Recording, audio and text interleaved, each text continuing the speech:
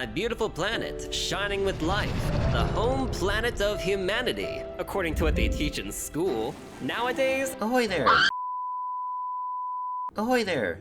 My name is Phidippus Duke, but you can just call me Duke. I love arthropods and games, and I think that the most amazing games feature arthropods. So some time ago, I was toying around with a game called Tinykin, which is a strategy platformer, and it has a lot of similarities to another series I love called Pikmin. It stars Milodane, a teacher and archaeologist, and he explains how in school, kids are taught that Aegis, the planet they were born on, is where humans hail from. He disputes this, however, saying that one thing is clear.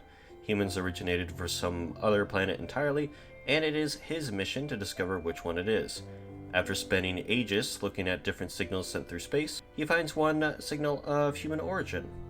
He makes his way to the planet, accidentally leaving his dog behind in the process, and like any intraplanetary explorer, he doesn't stick the landing. After some time, Milodane wakes up and is discovered by the bugs that reside in this house. Also, he's tiny. Hey, you're finally awake. Just like Pikmin, you come across creatures named Tinykin, the titular little fellows that have various powers, like super strength or spontaneous self-sacrifice. Also similar to Pikmin, the main character needs to find various items to complete a project. This bug here, named Ridme, which is probably what people said in the olden times when they discovered a clothes moth infestation. Oh, rid me of these foul creatures. I don't know what I'm doing for life. Anyway, Ridme isn't the protagonist, so of course he can't control the Tinykin, so he asks for your aid, and in return he could maybe help Milodane get back to his planet. I haven't beaten the game, so I'm not sure what it is, but they need stuff. If I were to comment on all the parallels between this and Pikmin, you'd be here all day. So, unlike Pikmin, this game is much more about speed and tight platforming, and I was having a ball cruising and drifting around this adorable little room on this here soapboard. I just adore games with this kind of aesthetic. It's just so cozy and comfy, and it's always intriguing how something so mundane to us become a completely different world to being so small. Like how there's an environment in this piano, or how these dollhouses become actual living quarters, things like that. It's just, I love the creativity on display. It's so cute, it just warmed my heart while playing it.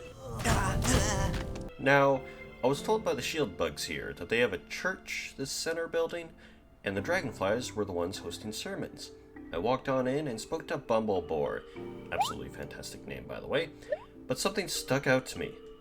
This is not a dragonfly, that's a damselfly. I'm not trying to burst the developer's bubble mind. Considering how many cool buggies exist in this game, I know the devs are wholeheartedly aware this is not a dragonfly. But if I may get on my soapbox for 1 minute, it makes me think how silly naming conventions can be. I mean, imagine being told about this church, and they preach about the mighty and benevolent Ardwin, who's definitely not some human that doesn't maintain this house in some way. I don't actually know, no spoilers please. Which I think it'd be cooler to be called a dragon or a damsel. Again, I do think the devs know the difference, but dragonflies just sound a lot cooler than damselflies, let's be fair. Despite both being voracious predators with the highest hunting success rates on Earth. Also look at this! Damselflies are so cool!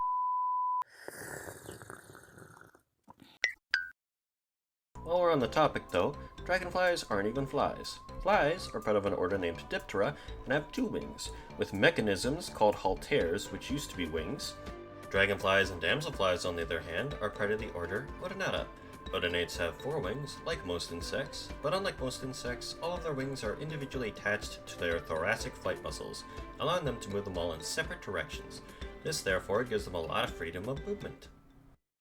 At the end of the day, they're not what are considered true flies. It reminds me of how fireflies aren't flies, but beetles, but batflies are flies despite the fact they don't fly, or how spider crabs aren't spiders, but they are crustaceans, unlike horseshoe crabs, which are chelicerates, and that makes them more closely related to arachnids like the crab spider, which isn't a crab, but a spider.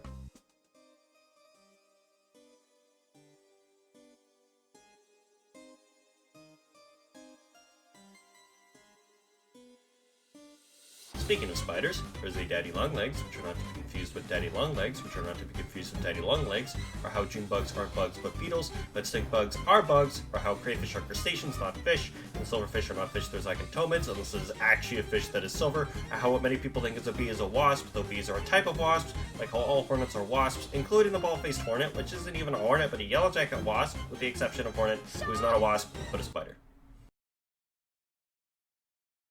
Get the!